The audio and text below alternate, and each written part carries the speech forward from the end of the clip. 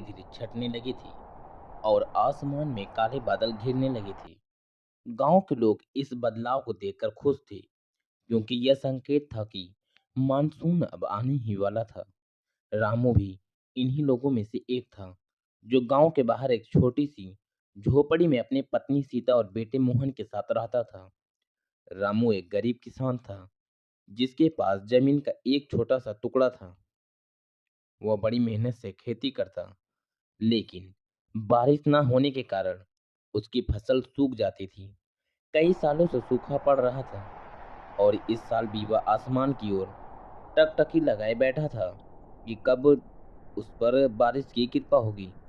एक दिन दोपहर के समय तेज हवा चलने लगी। देखते ही देखते काले बादलों ने पूरे आकाश को ढक दिया।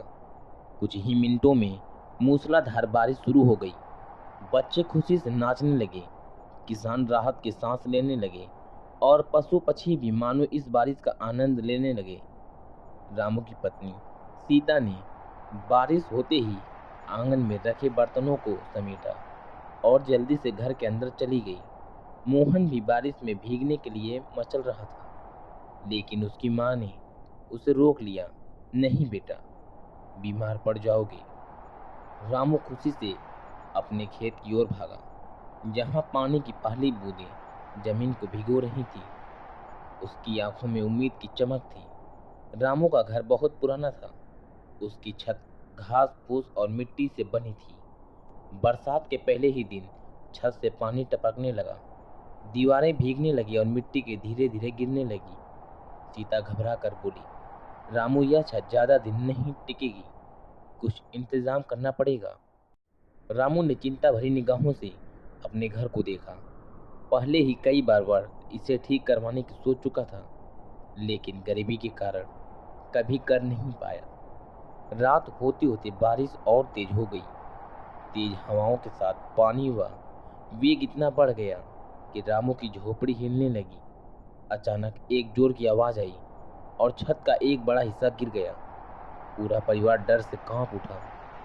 रामू ने जल्दी से एक कोने में कुछ लकड़ियां और बांस इकट्ठा किए और टपकती छत को किसी तरह ढकने की कोशिश की, लेकिन तेज बारिश के सामने उसकी मेहनत बेकार जा रही थी। सीता और मोहन एक कोने में सहमे बैठे थे। घर के अंदर पानी भरने लगा था। रामू ने सोचा, अगर बारिश यूं ही चलती रही तो हमारा घर पूरी तरह ढह जाएगा। हमें किसी सुरक्षित जगह जाना होगा। तभी पड़ोसी हरिया वहां आ गया। रामू, जल्दी चलो, मेरे घर चलो। यहाँ रहोगे तो तुम्हारा घर गिर सकता है। रामू ने सोचा कि अब इंतजार करना ठीक नहीं। उसने सीता और मोहन का हाथ पकड़ा और हरिया के घर की ओर भागा। अगली सुबह जब बारिश कुछ धीमी हुई तो रामू अपने घर की हालत देखने लौटा। आधा घर गिर चुका था, सामान कीचड़ में बिखर चुका था और पूरी झोपड़ी रहने लायक नहीं बची थी। गांव वालों ने जब यह देखा तो वे मदद के लिए आगे आए। रामू, चिंता मत कर, हम सब मिलकर तुम्हारा घर फिर से बनाएंगे, हरिया ने कहा। गांव के लोगों ने चंदा इकट्ठा किया। कुछ ने लकड़ियां दी, कुछ ने मिट्टी और घास फूस लगा दिया। धीरे धीरे सब मिलकर रामू का घर बनाने लगे। बारिश के बावजूद उनकी मेहनत जारी रही। कुछ ही दिनों में रामू का घर पहले से भी मजबूत बन गया और इस बार उसने पक्की छत ढलवाई, ताकि अगली बारिश में फिर से वही समस्या न हो। जब घर बनकर तैयार हुआ तो रामू की आंखों में खुशी के आंसू थे।